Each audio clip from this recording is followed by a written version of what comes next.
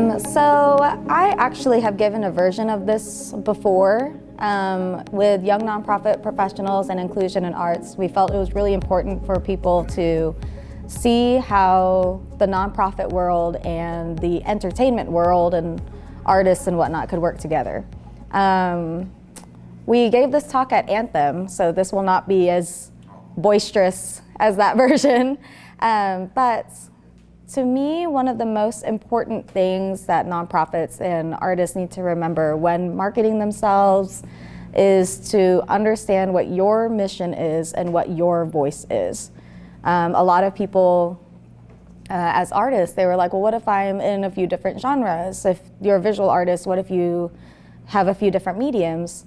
And really, to me, I think it's important to still be authentic to yourself. Like if you do a few different mediums, then that's fine. Then go ahead and market yourself for being able to do both. And with nonprofits, your mission statement, although some people feel that's something that's really set in stone, that's something that I think can actually grow and build with the nonprofit. For instance, inclusion in arts, and that's a nonprofit that we want to make sure that galleries and showcases and whatnot include all walks of life.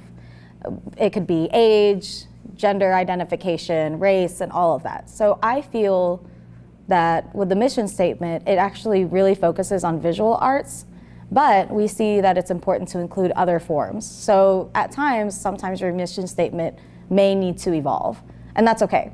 That's something that as a board you would all talk about, but to market it, understand that your audience will adapt with you. You know, like it's not like someone's gonna say, oh, they changed from their mission statement, like they lose their integrity. I think if you stick true to what it is that you wanna stick with, those people will come along with you. And I also think it's important to, when marketing yourself, to understand how to use that mission statement with your community. I went to a conference out in Indianapolis not too long ago, and one of the biggest takeaways that I took from it was just because the table is colorful doesn't mean that it's working. So you have to remember, just because you think, oh, we should be doing this, we should be doing that, we should have a person of color on our board, we should have someone from corporate on a nonprofit board, that doesn't really mean it's working. Because you want to make sure that you gain something from it, but that also that community that you're trying to bring in would gain something from it. So like inclusion in art, if they're wanting to change a mission statement to include performing arts, are we actually even giving anything back to that community instead of just trying to be as inclusive as possible? Because it can actually be detrimental to be that inclusive in a way, because it almost makes you more prejudiced, because you're just saying, oh, we just need like someone from the Latino community now. Like, no, that's not it, because we don't know if we're really serving them. So really get to know who your audience is and what communities you can benefit from and will benefit from you.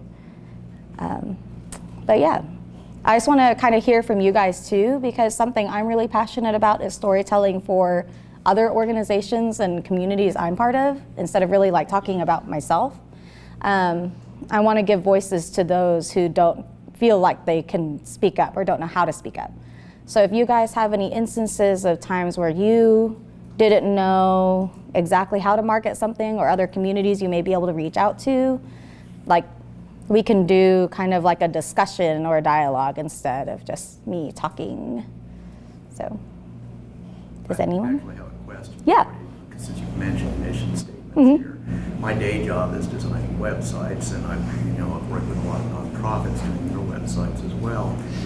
And the typical mission statement that comes across my desk that I wind up having to copy edit is usually filled with jargon and corporate speak. And my advice to the clients is usually trim it down and don't write too much about it, because nobody's going to read it. So right. Doing this, you should be doing it for yourselves, because I guarantee you no one who comes to this website is actually going to click on mission statement and read it. So any thoughts about that? I actually think the mission statement is actually very important. It should be very short, and succinct. I mean, max like 3 sentences long, but there are several times where if I'm researching a nonprofit, I actually look to see what their mission statement is. Okay. And then I see if they stick to those values or not. Because you wouldn't want to go somewhere where they don't have one, because then you don't really know what direction they're going in. So I would recommend like really tailoring it. And I say that it can grow, but don't change it like every year, but just see like if the organization is 10 years old, do you have to evolve the mission statement? Like Norman Music Festival, we had one for the first, I think like 8 or 9 years, and then year 10 we ended up changing it. And so just kind of just like with bylaws and whatnot with any board, you kind of have to look at it and make sure you're still sticking with it, because some people on your board are there because of the mission statement. Like they're there because they're passionate about what they're doing. Confidence Con is a women empowerment conference here in Oklahoma City, and I love how truly their core mission is to empower women and like female identifying people to be able to speak up and to be empowered enough to do whatever it is that they want to do. If we strayed from that, I don't know if I'd be on it anymore. So that's why I actually do think it's very important to stick with a mission statement, even if it's like truncated or whatever. So yeah. Any questions? Any experiences? Yes. I guess I haven't worked with a lot of nonprofits, but I would probably think that what if you're a nonprofit that has been dependent on donations and maybe some grants, and all of a sudden, a big portion of that money is gone this year. Mm-hmm. So if you're in that boat and you're that nonprofit, you got a bazillion things running through your head.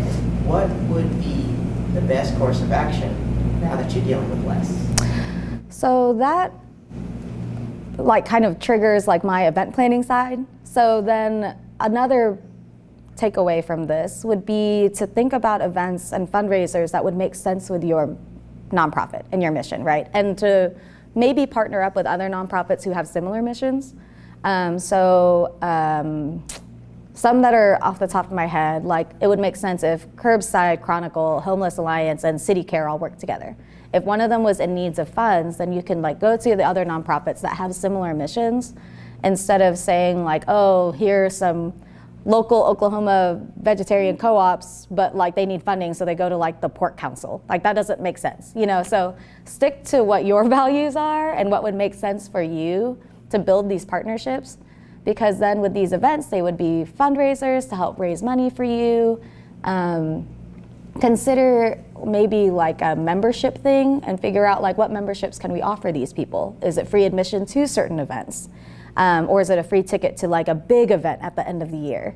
And if you do the membership, make sure your members feel appreciated and loved.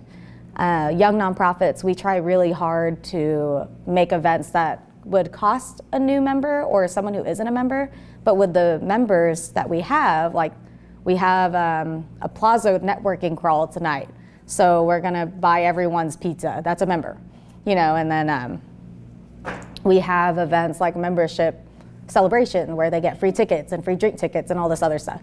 So there are ways to come up with fundraisers that would align with your mission so that people learn who you are, what you guys do, and to teach them that you are a resource in that field of nonprofit.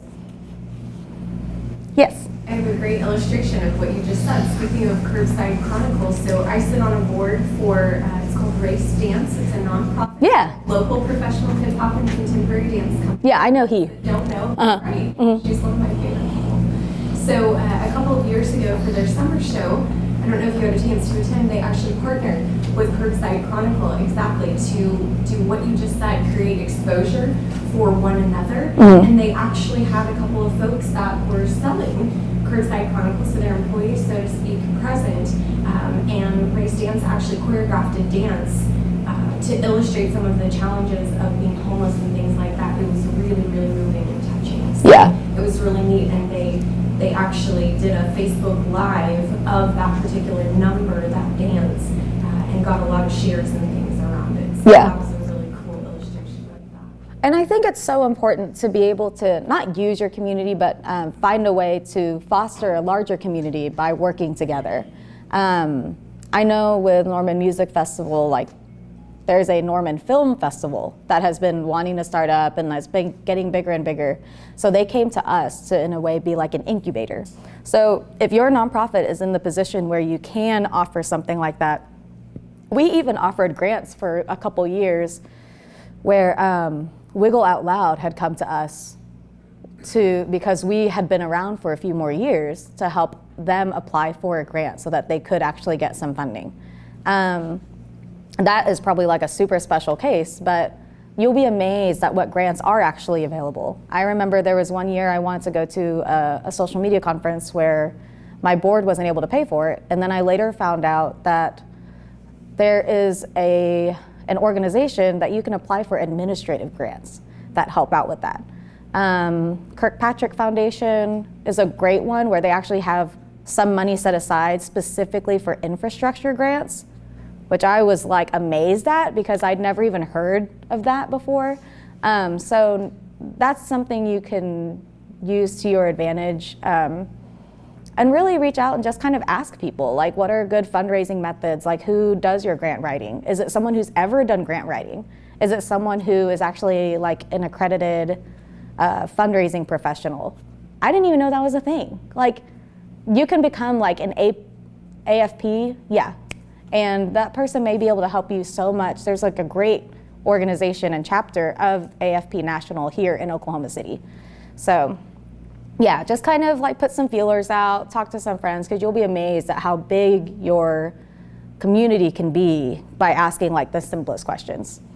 So, any other questions? Yeah, to kind of piggyback off of the fundraising part of that. So, a common struggle that I see with nonprofits that I've worked with is not so much the fundraising itself, but like really falling into using like they have people that show up to the events. They're always the same people. They have the same corporate partners, and that's really great because they're getting a lot of money from that. But they want new people. They want to reach new audiences. They want to reach out to new corporate partners. But that can be hard to do if maybe like people are less familiar. And so, you know, obviously that's when like brand storytelling and the mission statement and things like that, you know, need to be utilized. But in like your experience, how have you seen like kind of pushing someone brand new like through the buying cycle of becoming unfamiliar to being a donor? So that can be tough too, because like with Norman Music Festival, like we can't, it's not that we can't, but like we're so loyal to Fowler, we could like never have another card dealership, you know? So I think at that point it's kind of, you can see different levels that they can come in, because I know like if there's no like competitive clause or whatever, right? Or like your mindset where you're like, I don't want to have these people competing. Banks like require their staff to have so many community service hours. So another thing is if you need volunteers, try and get a bank as your sponsor. And if you get several, then you can see like, do they have to be the only one? Some of them may say like, no, we're mid first, we have to be your only sponsor. So you can't ask like bank first or whatever. But you can see if they can do different tiers or sponsor different things. And then if they're part of your event and they learn to love it, they may like up their donation so that they can bump out someone else. And really, even if they don't become like a big corporate sponsor, you may be able to at least get smaller donations. We joke that Norman is run by like a millipede, where it's like thousands of tiny little legs, and then one like super buff one, which is Fowler. But I think it's better to be run by smaller ones, because then you don't have to like freak out if you lose out on a grant. You know, like a big major grant that may be paid for like 25% of your stuff and it's suddenly gone. So I think if you work with the smaller organizations, individuals who will feel really benefited from it, I think that you'll see the numbers grow. So it's like 100 people donating 100 instead of whatever. Yeah. Did that kind of answer your question? No, it did. Okay. I guess the only other piece would be like if we're talking, so then moving away from corporate partnerships to just individuals, like how do you like move on the nonprofit side an individual through that cycle? And I think, again, that's like with the kind of member benefit or the buy-in that they get. You know, like what would they get if they were just a member at 25 versus donating 1,000 or something? And that's really tough too, because that may have to come from like the alumni mentality. You know, like you know, you're in Loyal, so they ask Loyal classes to donate to like an alumni pool to continue the program and whatnot. So it's kind of like, what is the benefit that I get now, and what would be the benefit that I get in the future for being part of something like that you can continue to build that up. Yeah. Just one idea on that. Let me see if I can articulate this. One thing you could do is use the scarcity mentality, which is offer them something that they wouldn't be able to get anywhere else unless they were a member. And as an example, let's say that you're promoting musical artists. You could get some of those artists to contribute to a limited edition CD that would only be available to supporting members. You know, it would never be published again anywhere outside of that. So anything along those lines to where you're giving them That exclusiveness. something that they can't get anywhere else, you know, and fear of missing out will play into getting them to sign up on something like that. Yeah. Cool. Anything else? Any questions? What's up? You can remember back to when you were just getting started as a marketer, supporter of nonprofits and artists. Way back when, is there something that you wish you would have known then that you know now? Maybe some advice for people in the room who are fledgling marketers for nonprofits and artists who could benefit from that? I think my biggest piece of advice would be I don't know how many of you guys are actually like straight up in a nonprofit right now, but like in nonprofits, on the board, whatever, you wear like 1,000 hats, right? Like no one is just one role in any nonprofit. So my biggest piece of advice would be to learn as much as possible. Go to like workshops to learn about fundraising, about database, about budgeting, which is odd because it's like, I would say, oh yeah, learn as much about marketing as you can. But like if that's your passion, you're kind of always gonna be drawn to it. I would never even think to go to like a budgeting workshop. That like makes my skin crawl. But like it would be so important to know, because then you would understand, oh, well, if this is how this is going, then like I have X amount of dollars for myself for marketing. Or if we need more money, then I understand that I need to help promote this fundraising event so that we have more money for marketing or whatever. So weirdly enough, it would be like attain as many other skills as possible. I like hyper tailored my experience in nonprofits, in arts and entertainment, because that's where I was really passionate from the beginning. I used to be in performing arts, and my first internship was actually with the Festival of the Arts. So I learned a lot right out the bat about contracts, about like stage planning, about stage management and everything. But I wish I had gotten to see another side of it while I was there. I never really got to meet our financial person. I never really understood how the grant process works.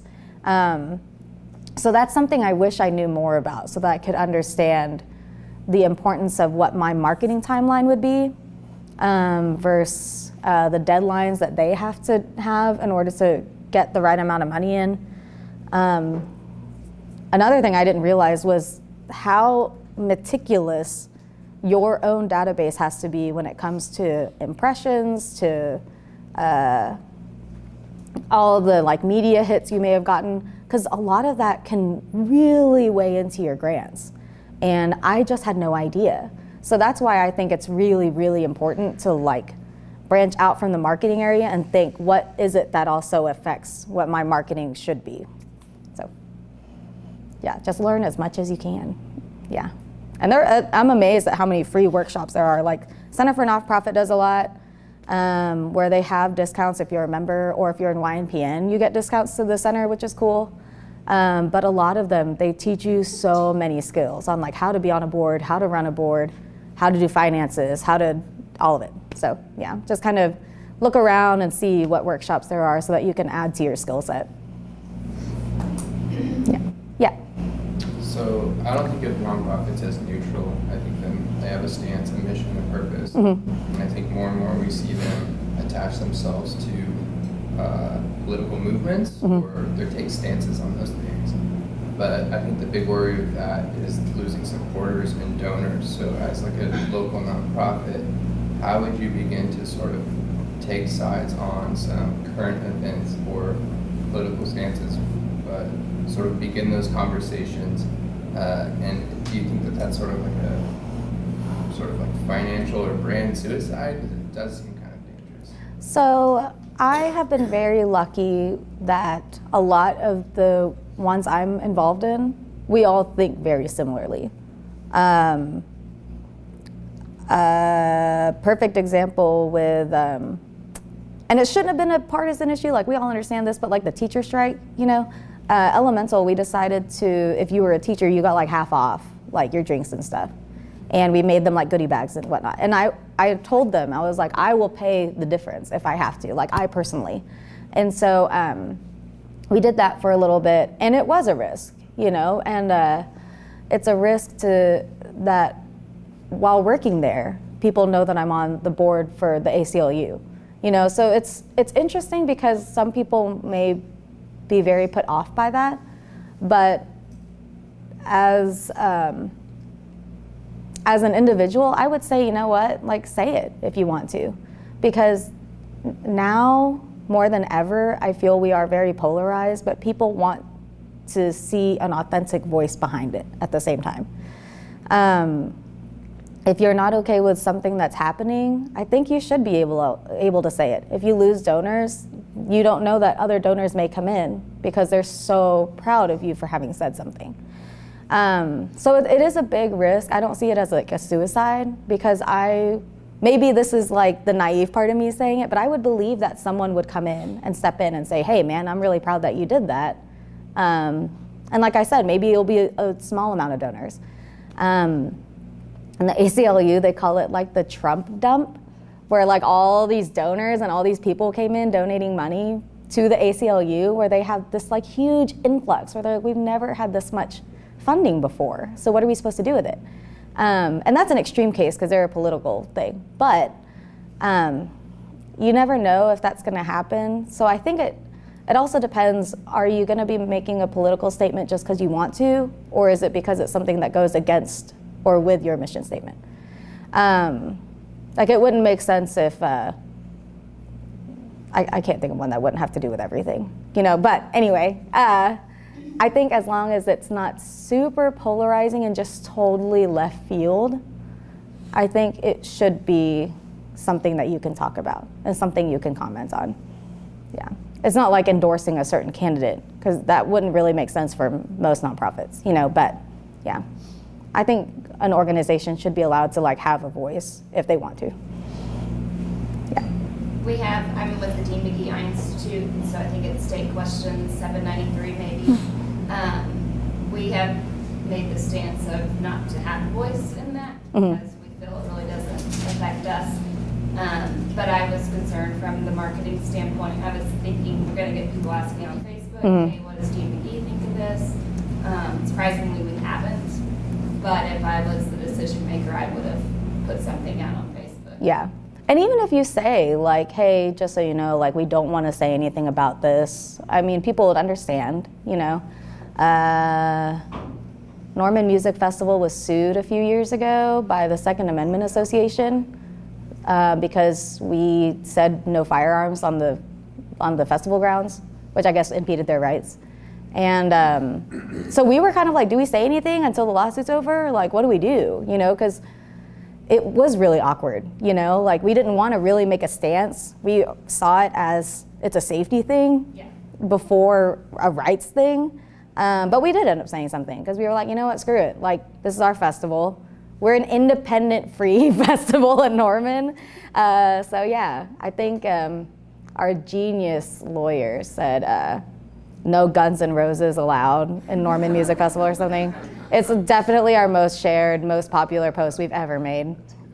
But we had to say something, you know? So I think it depends on like if there's just this influx of people asking where your stance is. And then if you're comfortable saying, we're not gonna say anything, versus, you know what, screw it, we are gonna say something.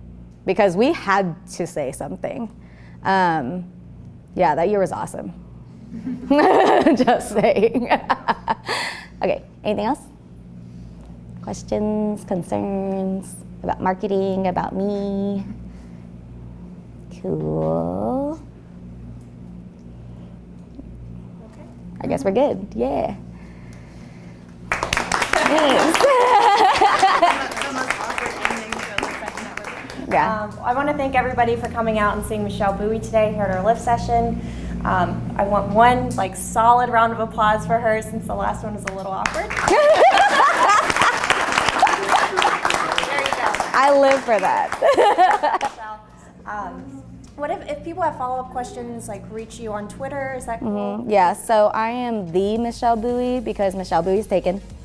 If anyone knows her, I would really like all of her accounts because she doesn't use them.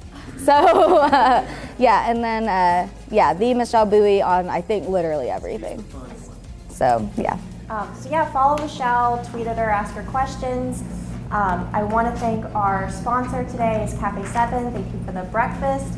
We have another lift session coming up next month. It'll be the third Thursday of November. It's November 15th. Right here, 9 a.m., we're going to be listening to Chloe Cumby, and she is employed at Candor PR. She's going to be talking about focus groups, what our audiences are saying about us. So I hope to see you this time next month right here. Thank you, guys.